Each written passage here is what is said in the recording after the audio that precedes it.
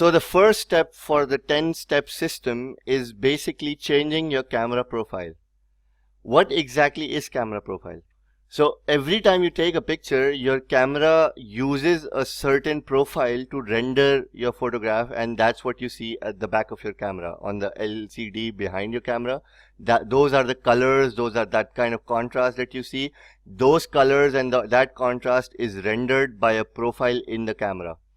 Whenever you open the same raw file in Adobe Camera Raws plugin, the colors that you see are now rendered by a profile which is created by Adobe, and usually that does not translate to the same colors that you were seeing on the back of the camera.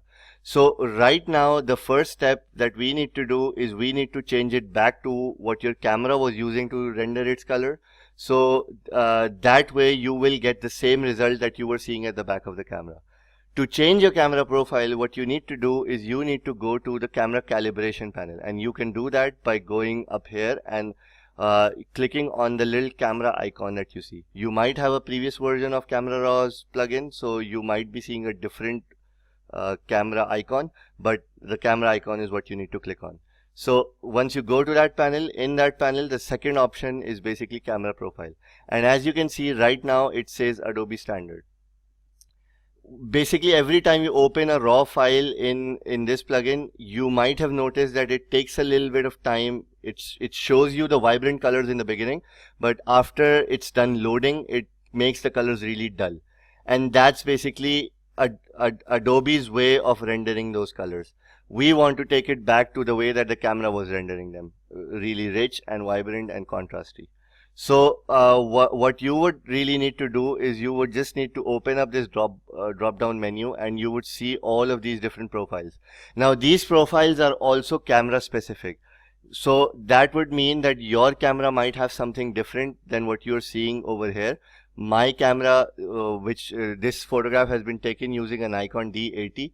So this has some different profile, and the camera that I have right now has different profiles. So, and if you're using any other brand of cameras, let's say you're using a Canon camera, so this list might look entirely different. So what you need to do is you need to just start going through all of these different profiles and see which one looks best, which one looks gives you the most richest colors, the richest contrast, and makes the image really pop out. So I'm just gonna start with the bottommost one, and then I'm just gonna go one by one to each one of them.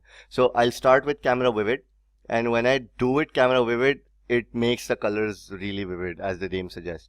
So I really like this. So the colors have become a lot richer, the yellows become richer, the blues have become really deep. So I really like what this profile is doing. But let's see what the others are doing, and then we can decide once we have seen all of them. So the next one is Camera Standard, and this is somewhat close to what Adobe Standard was doing. So I don't really like all of this. This is still a little dull. So Camera Portrait, again a little dull. Neutral is also not that rich. Camera Landscape, okay, so this is again something that really is giving me rich colors, really high contrast, and so I like rich colors, high contrast. So basically, if I was to decide, I would decide between any one of these, the Camera Vivid or Camera Landscape. So I personally prefer Camera Vivid. So usually in most of my images, I would just be going with Camera Vivid. But as I said, this list would look entirely different for your camera. So you have to go through each one of the options that you are getting and see which one looks best. Whichever one looks best, you go ahead with that.